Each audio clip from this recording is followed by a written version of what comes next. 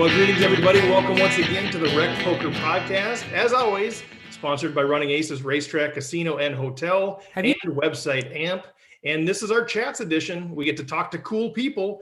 And today we've got a pretty cool one, Martin Jacobson, 2014 WSOP main event winner, a cool $10 million. So we'll chat with him about that experience and about his life and his journey and all of that stuff. But first, let's introduce the panel. The quote that I pulled is actually one that Martin loves. He posted this prior to the November 9. It's from the Roman philosopher Seneca, who said, "Luck is what happens when preparation meets opportunity." Ooh, that's a good one. Seneca is one of my favorites. Good call, Steve. My name's Jim Reed. You can learn about me by going to rec.poker/crew, because I'm on the wrecking crew along with a bunch of other wizards that would normally be here today. And the only quote I have is, I'm interested in talking to Martin Jacobson today. Nice quote. Well done. Well, after we have the conversation, as you guys know, we end the podcast digging into some of the community happenings around Rec Poker. We do have an important announcement from Running Aces, so excited to share that with you. We're also going to be sharing the names of all the people who won the home games, the information about the seminar, the book study, the study groups, the Learning with Partners, the Learn Pro Poker Partnership, Tuesday night OPA, Thursday night Twitch, all kinds of cool stuff. We'll get you guys up to speed on that. But right now, let's bring him in. Martin Jacobson, how are you, sir? Hey, Steve. Thanks for having me. It's good to be here. I'm doing all right. Yeah. Scoop just ended, which is a 3-week long online series. So it's been quite hectic, to be honest. But yeah, so just recovering a little bit from all the madness, all the button clicking for straight 3 months or 3 weeks. It feels like 3 months. Yeah, it feels like the longest 3 weeks of your life.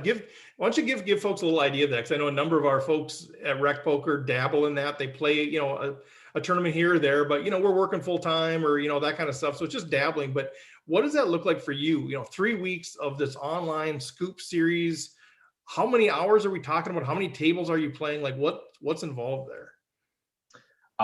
So I normally play about 12 to 14 tournaments at once.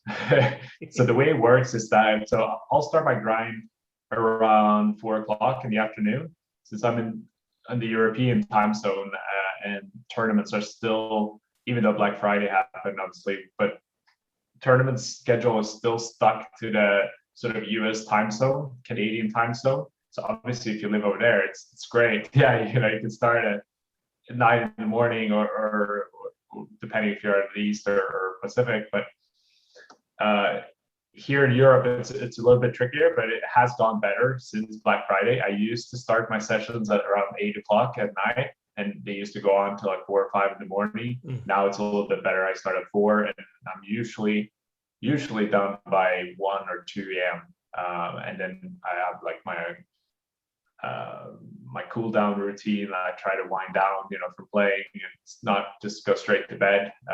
Obviously, my mind's spinning at that point. So, but with tournaments, it's so hard to know how long your session's going to be. So to just kind of, when you're going to start, but you never know when you're going to end, kind of a thing. So the way it goes is that I start registering a bunch of tournaments. I play around 12 at the same time. And then there's a few hours of, like, we call it the reg window, where you register a bunch of new tournaments that pop up on the schedule.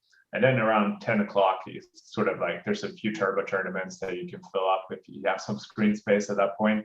But otherwise, it starts, winding down, and you get down to 6 tables and 4 tables. And then hopefully you have 1 or 2 deep runs where you can actually like really focus on, and that's when the fun starts. Before that, it can be quite hectic. That's kind of what I'm curious about. We've talked about this a bit before, people playing 2, 4, 8, 14 tables at once. For you and your level of experience, is it mentally grueling to do that, or is it really just you're just so you know what you're going to do in every situation, and yeah, you got to pay attention, but it's not? Or are you mentally exhausted at the end of one of those days? Yeah, definitely. It's extremely exhausting, and it's something I noticed now after Scoop ended. I had my last session on Wednesday, and I'm still feeling the aftermath of it, of the 3 weeks of like constant focus and constant stress of all the ups and downs, because it's not just making the decisions in the tournaments and when I play, it's the swings too. Like that's very draining because it's just so many ups and downs during a tournament series like that. I got 16th place in the high roller main event, which was a good result, but it didn't put me in the green over the course of the 3 weeks. So I needed a top finish there, like probably like top 7 or so. I would have ended up on the series overall, and it was 1.5 million for first, or 1.2 million for first. So it was a huge. I think I cashed for 50. So it's massive, difference in payout. And at that point, when there's 2 tables left, like, you win a flip or you lose a flip, and like that could essentially determine the overall success of these 3 weeks. So that to me is more stressful than anything, and the uncertainty of not knowing how it's going to play out. But that's what I love as well. So it's like a hate-love relationship sort of. It is, and I'm curious. So I mean, you're talking maybe over 3 weeks, of course, of 300 tournaments or something that you're playing. And I think for recreational players, how that are just playing live tournaments at the local casino, how long does it take you to get 300 tournaments played? And so maybe talk a little bit about what we've talked about before with playing online and getting that much volume. From a recreational player perspective, I mean, that just has to help your game, right? I mean, you're doing it professionally. This is your income, and obviously it's helping your game as well. But from a recreational player perspective, maybe talk a little bit about the value of playing online and just getting that many reps. Maybe not 12 or 14 tables at a time, but just the value of seeing that many situations over and over again. Yeah, I think it's tremendously beneficial to your progression as a player, because like you say, it's all about getting the reps in. Like I study on the side, of course. So I study game theory, and I go over my plays and look at hand history reviews, try to find leaks and improve my game. But at the end of the day, you need those reps to make it stick, because it's such a complex game, poker, that you need to get into these situations in real time to actively learn and get better at it, in my opinion. And that's just what makes you a better poker player.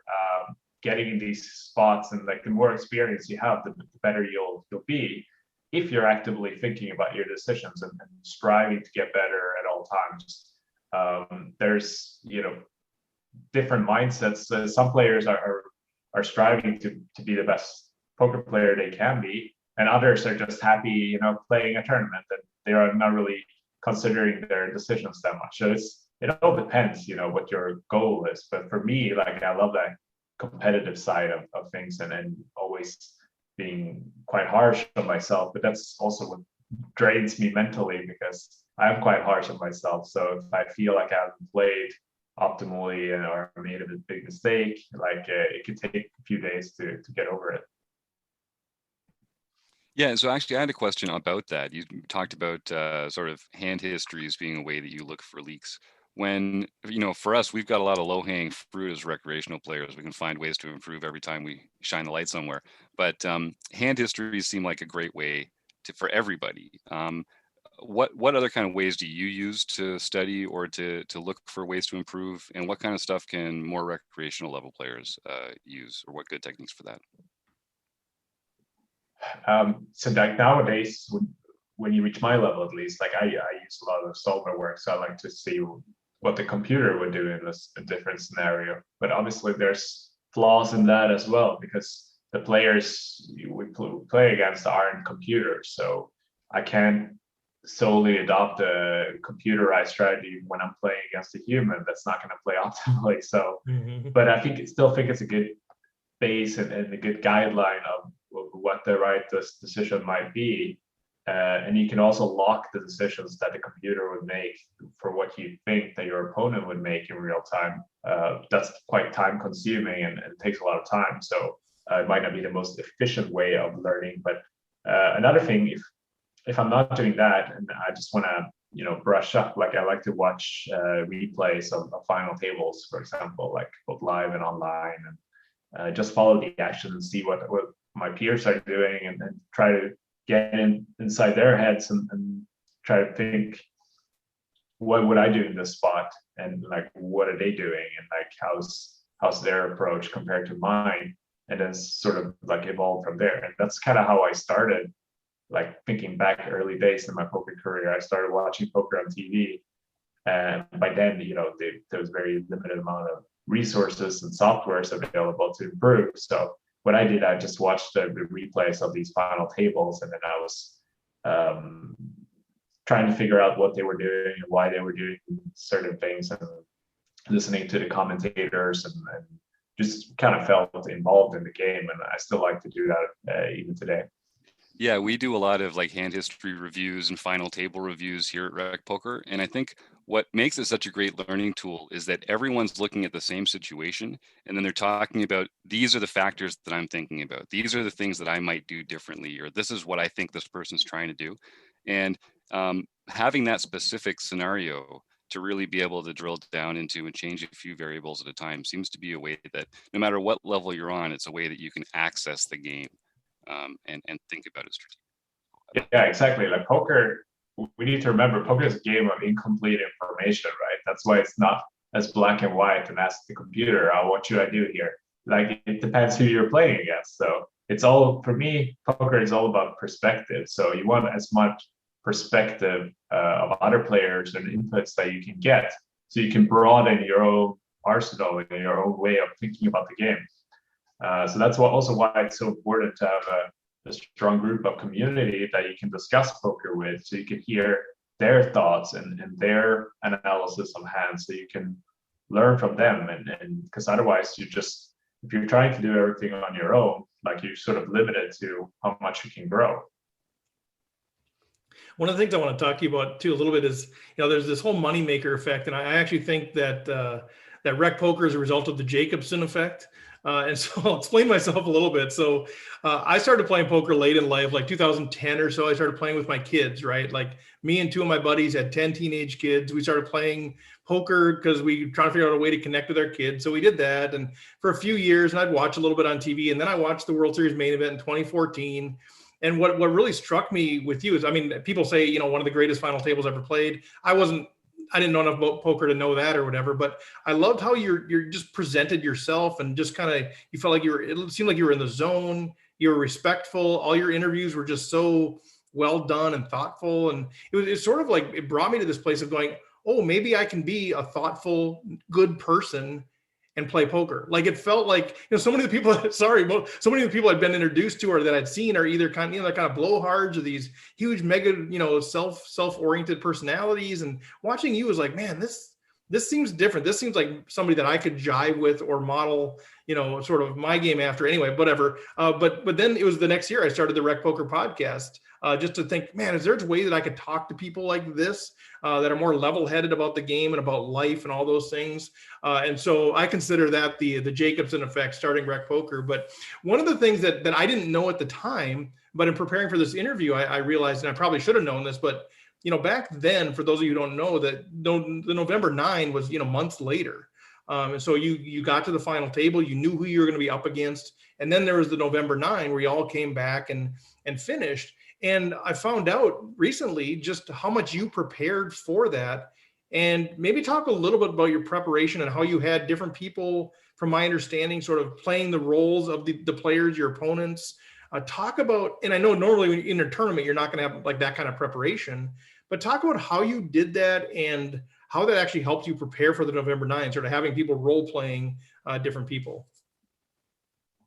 So the first thing I did when I made a final table was sort of ask myself, like, what can I do to, because I saw it as an opportunity with the November 9 format that they've scrapped now, but I think they had it for almost 10 years. Yeah. And it was this opportunity for players to not only get a nice break before playing out the final after playing for 6 or 7 days straight, but also prepare themselves for the finals. So that's where I saw the opportunity. So I was asking myself, like, what can I do to prepare as good as possible? Because I knew this was a once in a lifetime opportunity. So I wanted to make sure that I did the absolute best I could to put myself in the best position to win the whole thing. So I started asking my friends, because at this point I had played poker professionally for about 6 or 7 years. So I was fortunate enough to be surrounded by a lot of other professionals. And they all knew how much this meant to me. So it was easy to ask them for their advice of what would you do if you were in my position. And I got a lot of great advice, and like together I created the Skype group with 30 of my close friends, and together we were just brainstorming on what we kind of do to prepare as optimally as we could. And we ended up, one guy was sponsored by one of the major poker sites, and he managed to set up an online simulation at the site in their home game section. So that was pretty cool. So we got to play, we managed to modify the stacks and develop line structure. And then I wrote player profiles. So I went through poker news and hand reporting and everything I could find about my opponents, wrote player profiles about their tendencies and how I imagined that they would approach the final table, if they would be, playing cautiously, if they would be scared of money, so to speak, or if they were going to go for it, and their bluffing frequencies and whatnot, everything I could find. And then I just handed that out to my friends who were playing my opponents. And then sometimes we would discuss as we were playing, and I was playing myself, obviously. And other times we would just play and then discuss afterwards. But it was both ways were very beneficial, because it put me in that situation like so many times, and I got all the input from everyone who participated in these simulations. Everyone's sharing their advice, and we're talking about ranges and like, okay, what would we do in this scenario? And like, oh yeah, that's a good point. So I had so much information, added benefit to that element alone. But yeah, apart from that, I got some great advice, otherwise from everyone. So yeah, I felt very well prepared once the day came.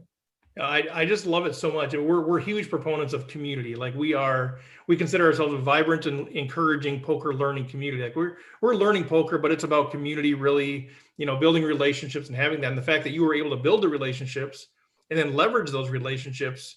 I'm curious, like how different would it have been if you didn't have those people around you, if you didn't have your community, if whether because of your personality or because you're unable to make friends, whatever the reason, if you had to prepare for the November 9, just you and whatever solvers were available or whatever books were available or your own research, like do you think who knows the variance, but do you think that you could have won that thing without having the community around you that you had? I mean, so very hard to answer, but no, probably not, to be honest. To me, that was a huge portion of it, like the whole experience, the community factor. That not only that I got all the help from my friends, but that we were able to go to Vegas together.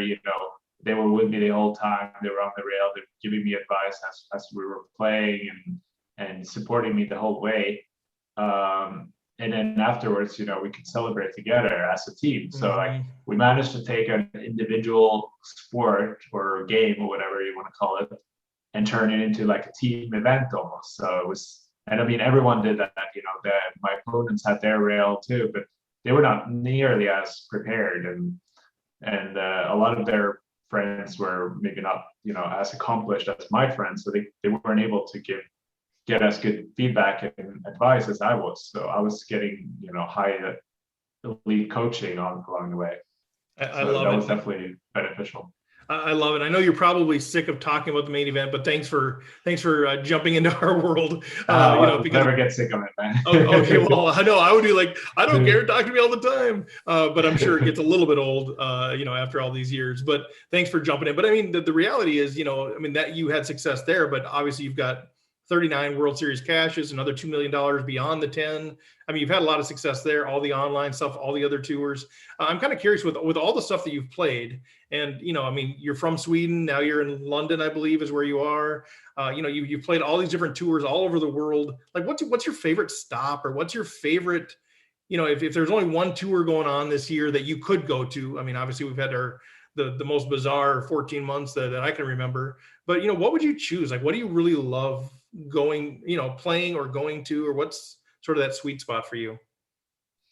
Honestly, man, I love Vegas. I love playing poker in Vegas. It just means so much to me because that's where, obviously with the history of gambling and stuff, but poker, but also like that's where my poker journey started. Like my first live tournament was the WSOP main event, where when I didn't know anyone, like it was a very different experience from 2014 or what it would be today. But yeah, it's very nostalgic to me, the whole Vegas experience and playing the WSOP.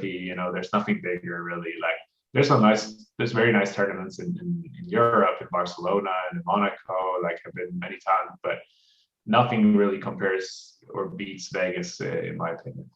So does that mean, so we've got, obviously this year is different. They've moved it to late September to mid-November. Typically do you go play, the entire series, or you just pick a couple weeks around the main? And then, how are you approaching this year? I played, I think ever since 2009, I played like the full series. Yeah, I really haven't missed, maybe I missed 1 week, like the first week or so, but I usually do the full duration, and that's like how I like it. It goes pretty fast in my opinion. I like to break it up. I go there, and then after 2-3 weeks, maybe I've had some deep runs, but like at that point, I need to get out of Vegas. I need to leave town for a few days. So I like to go to Los Angeles or San Diego or somewhere and just like get away from Vegas, because it does get very intense, especially in the summer where it's high season and there's a lot going on. It's just too much poker after a while. So I think it's important to even just going to like Red Rock or something, or going to Lake Mead, like somewhere locally, but just get off the strip. Like that to me is very important. But yeah, this year it will be different. And I really like that they moved it, not just because of the pandemic, but it's something I wish that they would do every year, because it's a little bit sad for us Europeans to go to Vegas in June, July, because that's, our summers here are very short. Yeah. And that's like sort of the prime time to be in London, especially. And to go to the desert where it's 114 degrees and you can't. Yeah, I don't mind that heat. I don't mind the heat, to be honest. And I like being in Vegas in the summer. I don't mind it at all. But it's just, if we could do it in September, October, November, where it starts getting cold here and pretty miserable, to be honest, like gray and dark, then that would be ideal, because Vegas weather that time of the year is great as well, even better. And it's not as hectic, in terms of tourism. It's a bit quieter, so it'd be a lot easier to get around. Hotels would be cheaper and easier to get, reservations, whatever. Like it just makes sense to me. So I hope they stick with it, but we'll see. Yeah. I think that's, your cold get off the strip kind of thing. I've gone out there just 3 times, last 3 times I could, and been there for, a week and a half, 2 weeks. And I was kind of like, I played. And I do think if I stay there longer, I need to take a little break. And this year we're actually going to get a house that we're renting for the duration off the strip, bring some rec poker people in. Yeah. Because then, there's a pool, it's off the strip. It's just sort of a, play as much as you want, but then just take a day off and go do your thing or hang out at I think that's going to be important, especially for those who are going to do the whole 7-week stretch kind of thing. Are you able to, no, forgive me, I don't understand all the travel restrictions everywhere. Are you able to, as far as go to Vegas this fall? And are you planning to then? At that point, I'm pretty confident that I'll be able to. Yeah, it all depends. I mean, the vaccine rollout's been pretty efficient here. They've vaccinated like 60-70% of the population already. So I think at that point, like for sure, I would have had, my both shots and be ready to go. Yeah. But yeah, we'll see. But in terms of the house, like it's funny. That's how I think there's something to it because the last few years I've been staying in a hotel for the entire summer on the strip. I like to say the Vajara because they don't have a casino, and it's on the strip, but it's not right on the strip, so it's a little bit quieter maybe, but it's easy to get to everywhere. Like easy access everywhere. It takes 5 minutes to the Rio. So, but I've noticed a difference because previous years I've always rented a house with a bunch of friends, and like you say, you get off the strip and you have a pool, and it's not on the strip. And those years I felt like I've managed a lot better, like mentally and like energy wise, because I've had those breaks. You get back to the house, your friends are there. It's like you almost forget that you're in Vegas because it's so different compared to being on the strip. The strip is so intense because you're constantly surrounded by people that are just going to Vegas for 2 days to go all out partying. So whether like when you get back from the you're always going to bump into drunk people everywhere. Like that's just the reality of it. So I automatically absorb that energy somehow, I think, and it can get very intense. So I think that's why I felt the urge to leave like mid-series to take a break, to recharge, and then come back fresh. Yeah, and that's kind of that's our philosophy too. Like, go to Vegas, do whatever you want to do, however you want to be. But yeah, for us, it's like, okay, no, we want this to be like a respite, a refuge, a chance to recharge for when you're playing, so you're not just completely surrounded by chaos all the time. So some people thrive in that. Maybe I'm too old, maybe my personality doesn't allow it, but I need the recharge. And I think just to have those, the conversations with other people, and whether it's about talking about your game and whatever, or if it's just, escaping a little bit. That'd be great fun. That's a great idea.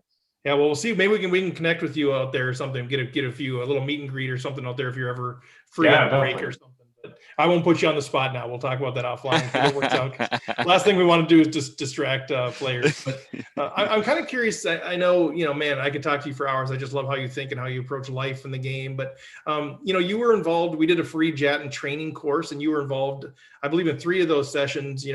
Doing some of that group training. And I know you also do individual coaching as well. Martin Jacobson, what's .pro, I think is your website? Yeah, Martin Jacobson .pro is my domain. And then the coaching section there with all the info about the course, and my individual one-on-ones as well. Yeah, sorry, you could go ahead. Well, no, that's good. That's good. Sometimes I don't know where I'm going, but ultimately what I wanted to do is just kind of find out your perspective on that. Like, the coaching. So, you're playing obviously as a professional, but you're doing some coaching, individual and some group training. I'm not sure other things that you're doing, but like kind of how do you balance that? Why do you enjoy coaching? Is it just because it's something different, or is there something about the coaching element that drives you and kind of fuels you? Or talk a little bit about your involvement in the poker industry and how you balance some of those things. Yeah, I've been playing poker for so long now. Like I've been playing poker for 13 years professionally, which is, way above what I would have expected. I never expected to be a professional poker player in the first place. It's just sort of happened. And here we are. But obviously I love the game. I've always played a game, and it's something I really enjoy to challenge myself. But lately, and especially I think the past year or so, with the pandemic, I've always split my time between 50-50 about online and live, because I think there's pros and cons to both. But I like the variety, and I like the social aspect of playing live, and I like to get in my own world and play 12 tables once, every now and then. But lately, obviously, it's been all online, at least for me here in Europe. And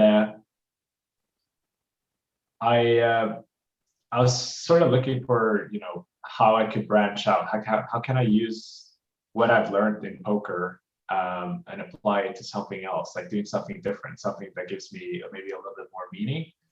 And I found coaching ticks all the boxes, because I get to get involved. I stay involved in poker, and I get to share my knowledge and my experience, and I can help somebody else achieve their goal and receive, the mental stimulants like that way.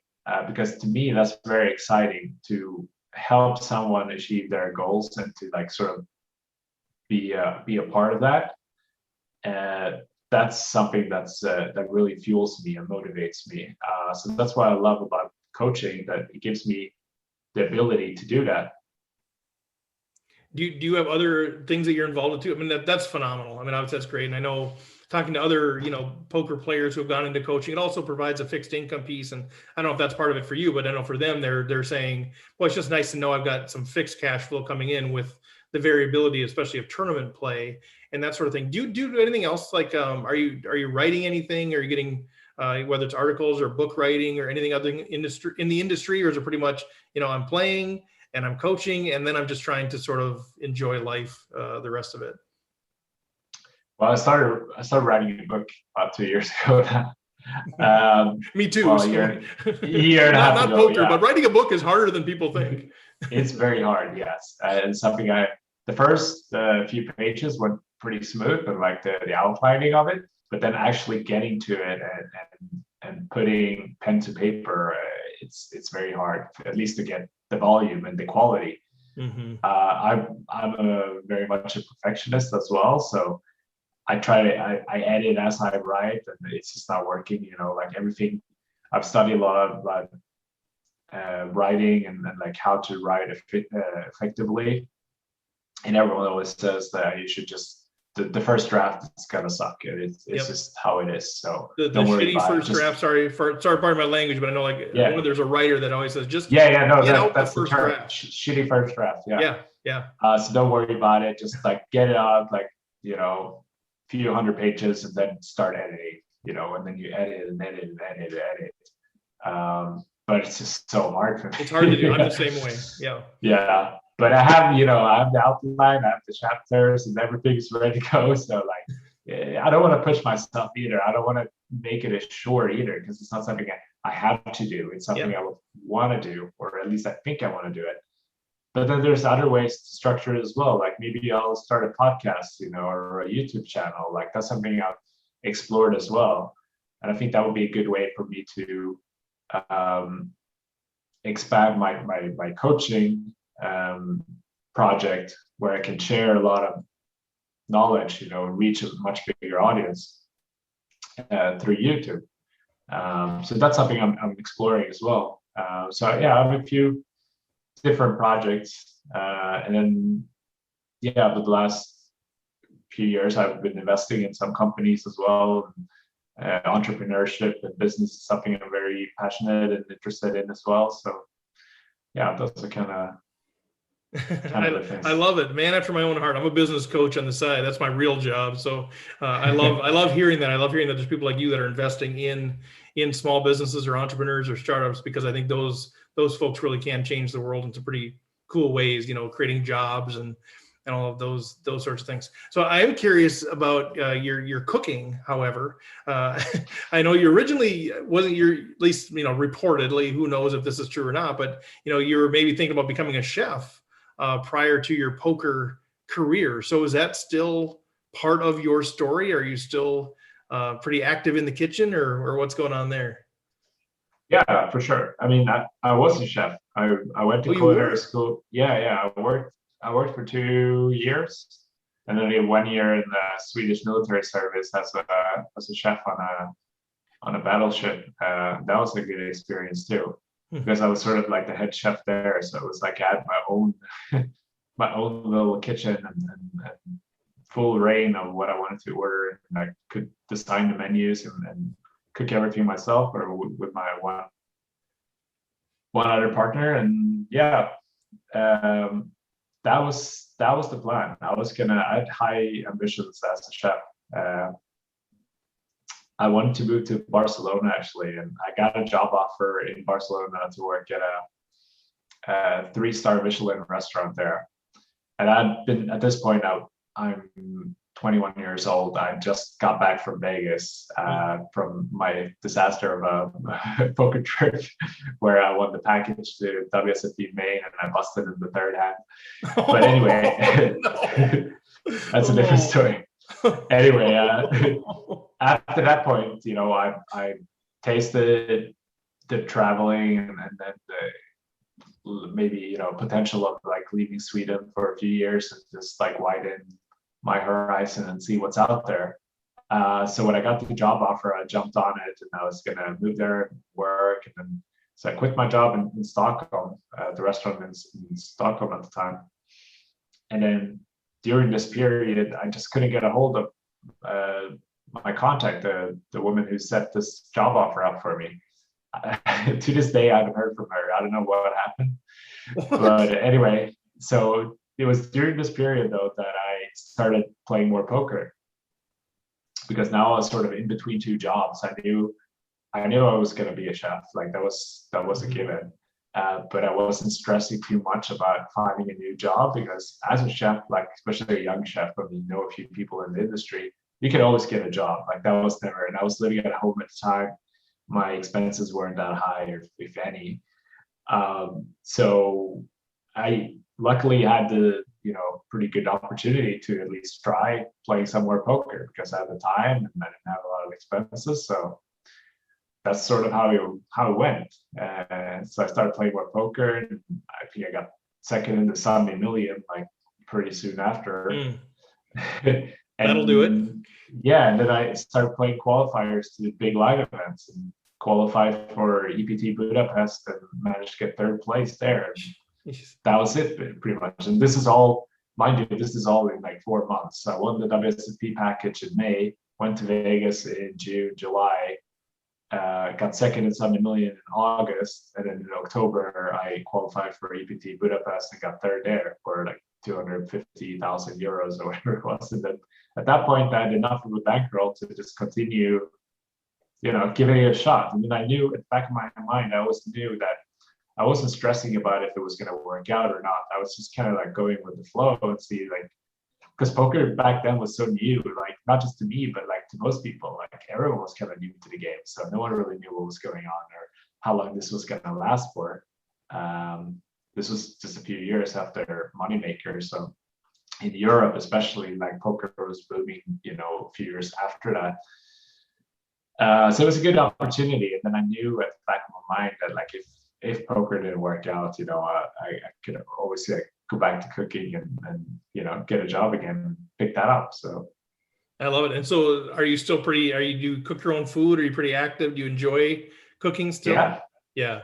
I love cooking. I mean, I don't cook as much, anymore maybe, but no, I'll always have a strong passion for cooking. It's something I really like doing. It's something so mindful and meditative about it, like cooking your own food and like experimenting with flavors. And I hate following recipes. Like that's the one. So I'm really bad at baking, because that's the main requirement for baking. Like you have to measure everything. So I'm more of a like open the fridge, see what I got. Okay, these flavors would work together. I take some spices and I just make a meal out of it. That's pretty sweet. Like my wife always tells me, if you can read, you can bake. And I'm like, so that's usually that's the constraint of my cooking and baking ability is whatever. If I can read, I'm pretty good at halving and doubling, pretty good at fractions. So I can do that kind of stuff. Read and follow instructions. Yeah, right, exactly.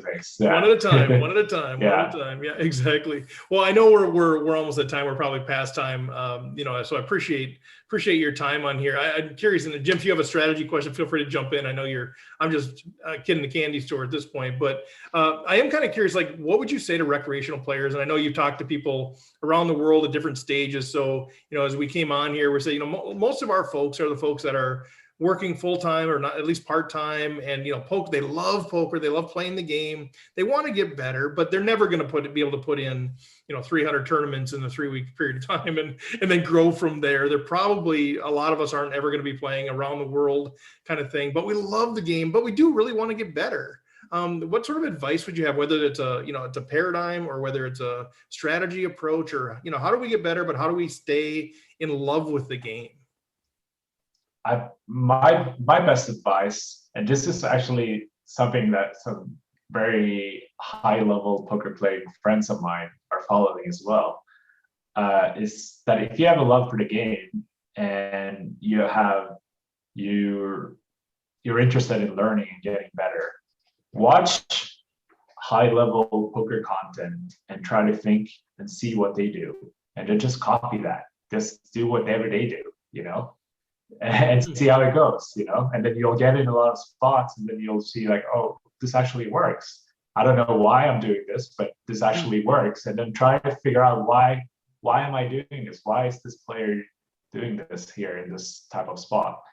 And can I do that too? You know, it's kind of like monkey see, monkey do. Like it's like a cheap and like a quite efficient way of learning. You know, so fake it till you make it kind of thing, right? Yeah, I think so. And figure it out along the way. Because if you're not going to dedicate hours and end up studying and like doing the solve the work and look at charts and all of that, just see what other good players are doing. And so watch a lot of poker content and see what hands they play and how they play them in different spots, and then just try to think about that. Actively think, don't just watch, but like remember and see. Try to differentiate and like try to realize why they're doing certain things and how they're doing it, and then try to implement that into your own game, and then actively think about why. I like that. And why it's efficient. So it's sort of like just kind of figure out who you're going to trust, who you're going to follow, and then just try to imitate them. And maybe you don't ever figure out the fundamental philosophies behind it, but if you're making more money, that's a good thing. Yeah, that's okay. But the thing with solvers too is that the way solvers work is that you put your range versus your opponent's range, and then the solver gives you the result, but it doesn't give you the calculation or the explanation of this is why I'm playing these hands. That's just up for interpretation. So no one really has everyone has their theory of why we're supposed to play a certain way, but no one really knows. There's no black and white answers in poker. It's like so much about it is perspective and interpretation and your experience and your view of things. So you shouldn't stress too much about that because no one really knows. So yeah, just try to be, poker at the end of the day, so it's all about being better in your competition. So if you're better than the guy next to you, then you're already making money in the tournament.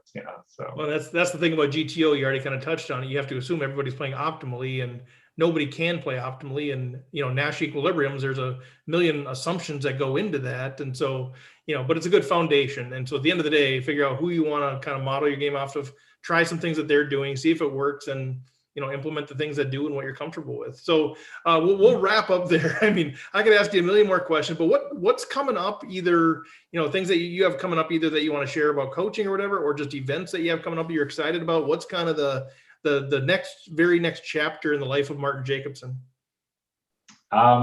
So yeah, with Scoop done and the online stuff over, I'm going to focus more on the coaching now, leading up to the WSOP, and also do my own study work along with that. So I'm quite excited about that. Hopefully get the YouTube channel started. So make sure to check that out.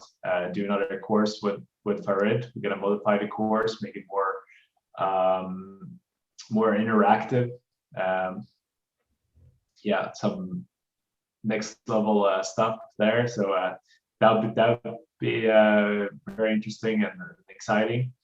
And apart from that, I'm going to do my one-on-one coaching. So if anyone's interested, they can go to my website and send me an email. I do a free consultation first, and then try to tailor every session specifically to the student needs. So depending on what they need, and so it can be optimized and as efficient as possible.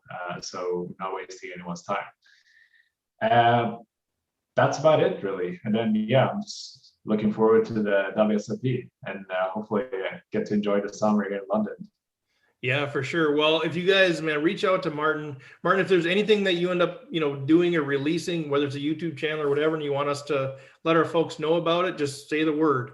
We will let folks know about it and direct them in that way. So we'd love to direct people to good people who are obviously, very, very experienced players as well. So if you need anything, let us know. If you guys can't figure out how to get a hold of Martin, get a hold of me. I will connect you with Martin to make sure you can get the coaching or whatever information you want. But Martin, man, a pleasure to officially meet you, to have you on the show, and hopefully we'll bump shoulders in Vegas this fall. I'm sure. Yeah, I can't wait, man. Just Vegas. All right. Well, there he goes, Martin Jacobson. Thank you so much. We're going to do some community happenings here, so you can jump off, and we'll take it from here. But I'm glad you survived what looked like a hurricane at one point in London there out your back window. But seems like things have calmed down there now. Yeah, that's fine. All right, thanks, take care, guys. Yeah, good talk. All right, Martin. take care. Bye. All right. Well, Jim Reed, what do you think, young man? Well, it's always I've got to speak with him as part of the Fridge and training course we were doing. It's always fun talking to him. He's got a great attitude, a great mind for poker.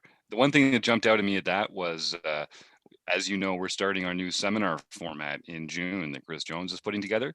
And the way that Martin was talking about preparing for the November 9, just really, it was exactly what we're talking about. It's like going back to this old play and learn strategy that we used to do here at Rec Poker, but with non-line components. So I'm really excited to see how that comes around. We're obviously on the right track, buddy.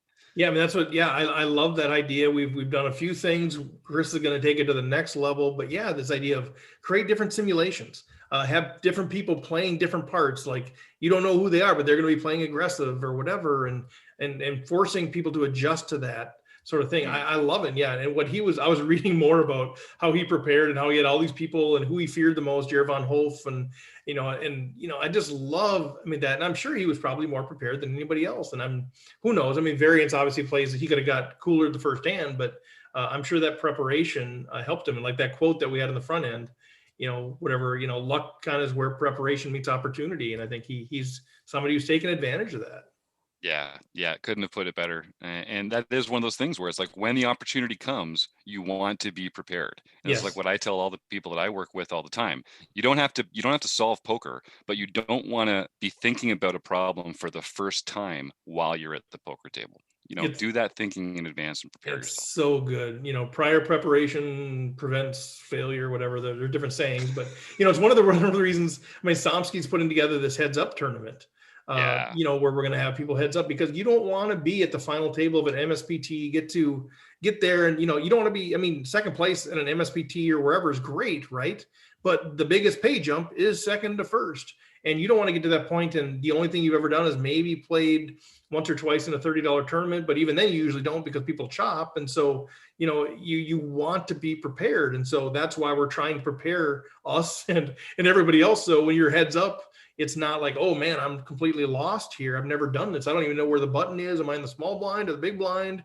Get comfortable playing heads up, and in all those, get comfortable playing against limpers. Get comfortable playing against hyper aggros that are going 8x pot. Like, get comfortable in all those situations. So when you see it, you're not like, oh man, I don't know what to do. You're thinking, oh, I've been through this before. And so that is part of what we're trying to do. So, all right, so we'll transition to that thing, but let's hear from Jonathan Little. Have you ever wondered whether you should call a preflop raise or 3-bet instead? What do you do when you have a flush draw? Do you raise it, or do you just call? What do you do with ace-king when you miss the flop? Are you tired of guessing about what the right play is with your particular hand? Well, my name is Jonathan Little, and I am a 2-time World Poker Tour champion and creator of PokerCoaching.com, where we offer over 1,000 interactive hand quizzes where you play a hand and then get real-time feedback from our world-class pros. Don't guess and don't stress. Just register for your free account at pokercoaching.com/recpoker right now. All right, do it, guys. You heard the man. Pokercoaching.com/recpoker. Jonathan Little, great friend of Rec Poker, as are so many of these folks that are, they don't need to give us the time of day, but they do, because they're interested in growing the game, including Martin Jacobson.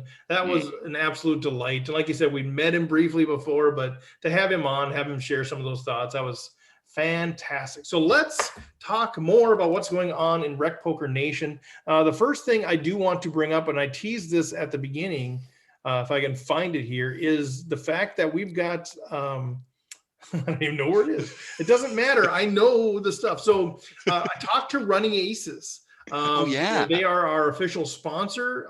For those of you who are in Minnesota, they're one of the 2 major casinos. There are others that are in Minnesota, and people are clamoring to get back to tournament poker. The issue is capacity. That's really what it is. That there's only so much capacity they can have in their space. because of state restrictions. And so they're kind of waiting for that.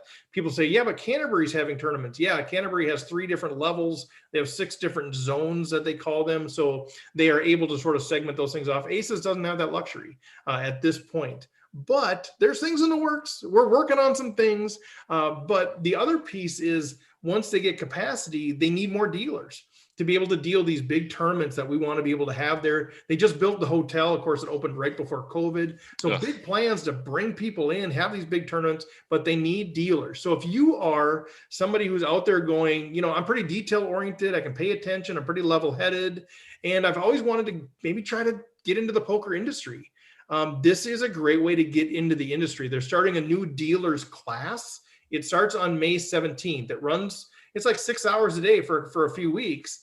They really teach you all the different games, how to manage it all. You don't need to have experience. You just need to be detail oriented, be able to kind of pay attention, and you can make some good money. They gave me some insight into what people are making. It's pretty good money.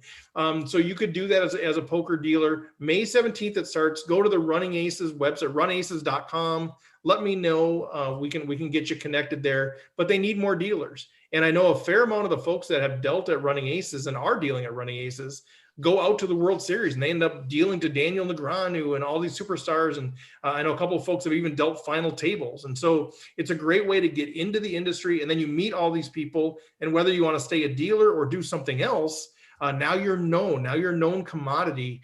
And I tell you, relationships are everything in the poker industry. So go ahead. And not only that, but I mean, you want to get better at poker. You want to. We were just talking about getting mental reps in. If you're the one controlling the action, you're the one that has to know what the pot is every time. You got to be calling bets out. You got to be doing quick math, stuff like that.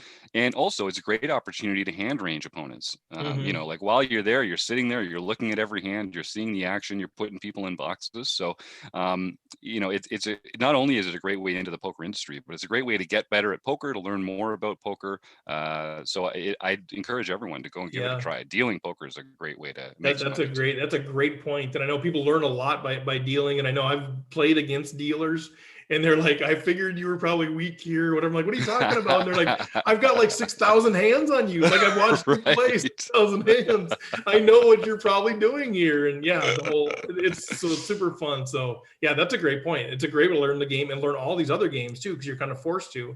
And I think one of the other key things is, you need to be pretty good at quick math. Like you don't need to know calculus. You don't need to know long division, all this sort of stuff, but you need to be pretty good at being able to kind of, 1,600 and then they bet 3,200. And if you're keeping track of pot stuff or whatever, you need to know that stuff. So if you're pretty good at that kind of thing and managing a game and paying attention, they would love to have a conversation with you. So anyway, I told them as their partner, we'll put the word out for you guys, see if we can get you a few folks into that class, because I have a vested interest, because I want to see those games grow once we can have those big tournaments. I want to hop down there 20 minutes down to Columbus and yes, sir, running up a stack, man. I can't wait to get back into this thing. All right. Let's get you back to Mecca.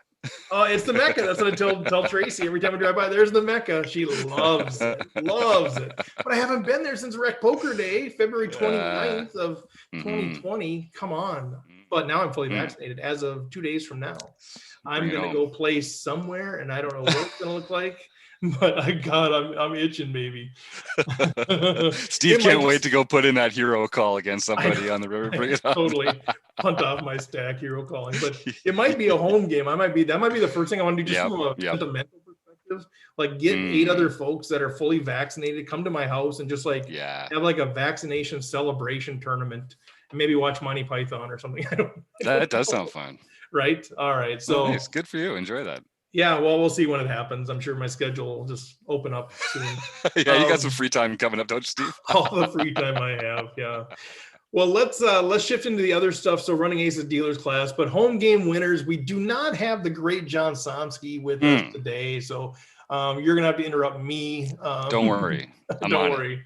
But I can't give it the same flavor that Somsky does. But basically, here's what happened. So April 26th, the captain, Rob Atzum, Captain Walleye, wins the nightly tournament.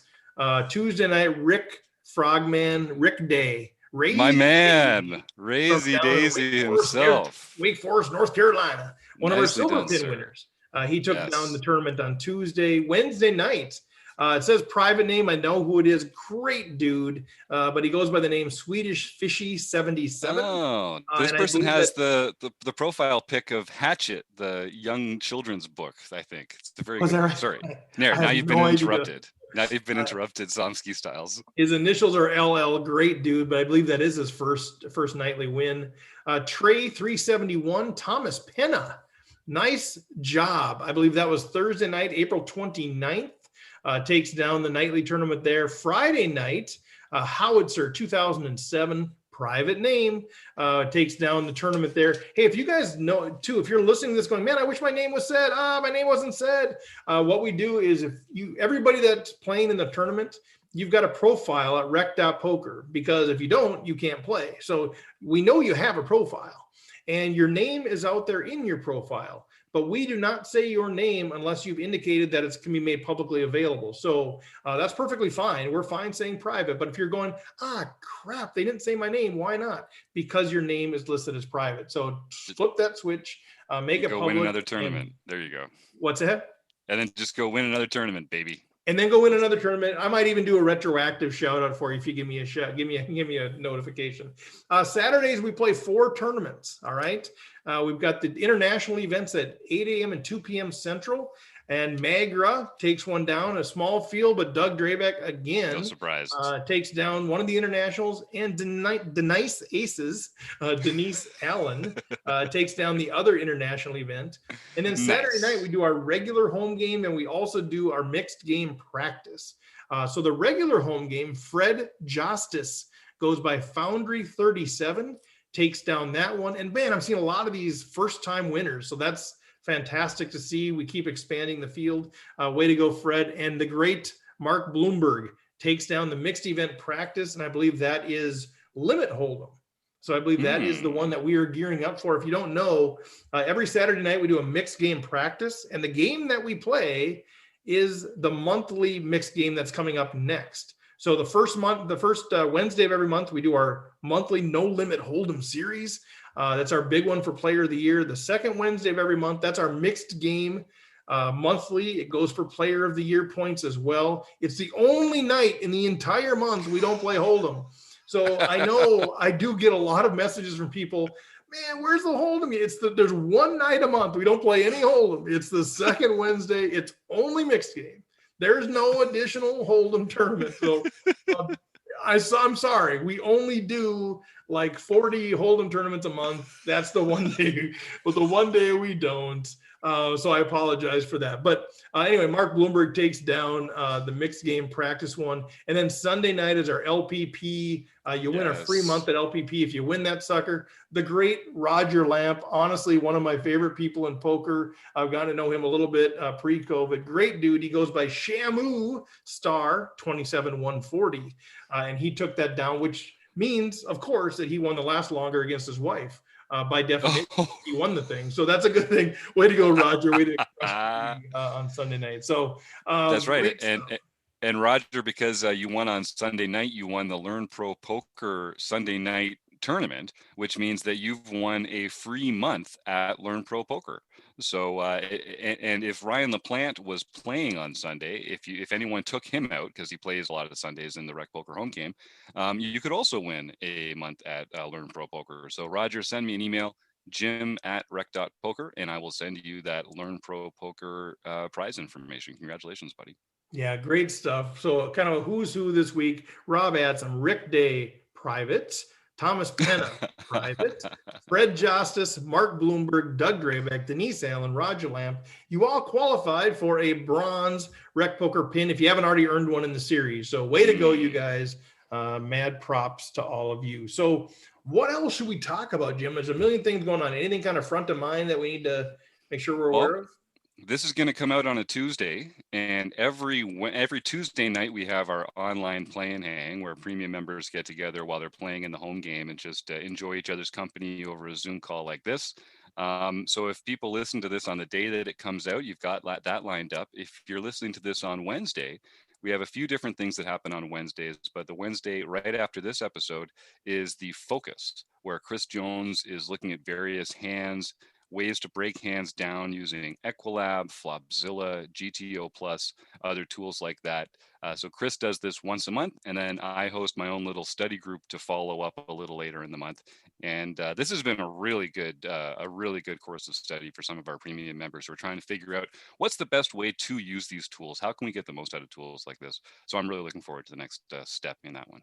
That's so great. And a lot of people are really taking you up on that too, right? They want to learn the tools. I know we've had people that have been using the link to get Poker Tracker and that sort of thing. So it does seem to be a movement in that direction. People are grabbing hold of that deal. So yeah, Jim, way to get those people fired up. But there is so much at Rec Poker. And again, I say this all the time, and we're community first. It's all about being positive. It's about being encouraging. It's about being vibrant.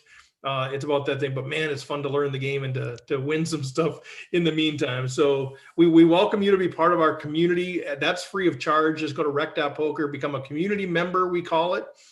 With that, you can play in the home games. You have access to all of the videos for the podcasts and blogs that are written, and you can be in the forums. You can do all kinds of stuff just for free. Go to rec.poker. It's not recpoker.com. It's rec.poker. I know that wigs people out the first time you do that. And then take a look at the premium stuff that we have.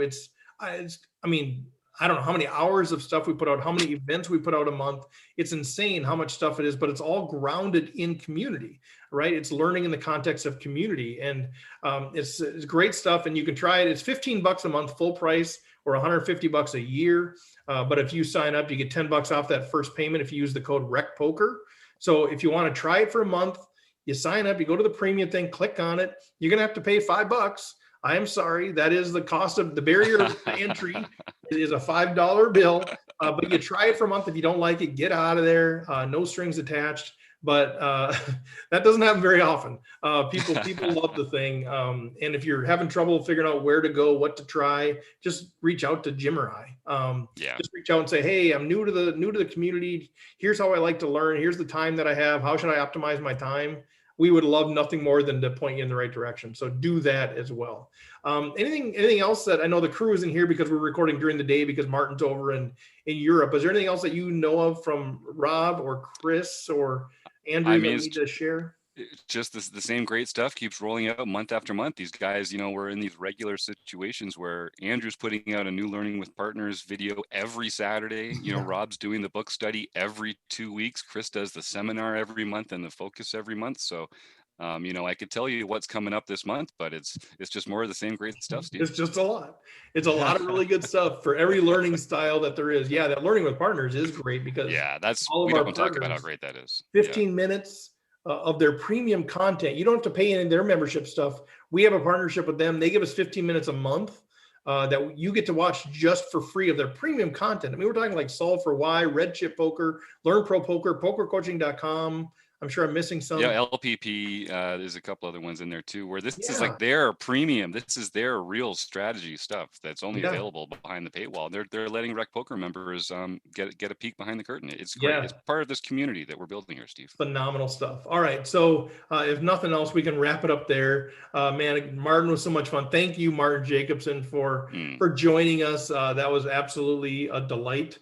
As a kid, like I said, 2014, like that was the year I watched him play. I'm like, wow, this is really, that actually, really grabbed hold of me more than any of the other final tables had before. So that was super fun. And then to be able to chance, here we are 7 years later, getting a chance to chat with him was just a delight. But Jim, thanks for jumping on here. I know it's middle of the day, which isn't always easy, but great. It's the highlight of my week, man. Thanks for having me. I love these.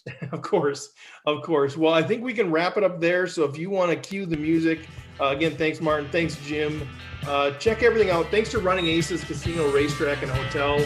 Again, check out that dealer class there. Thanks, Mark Pershawn at Website AMP for his ongoing sponsorship. And we'll chat with you next week.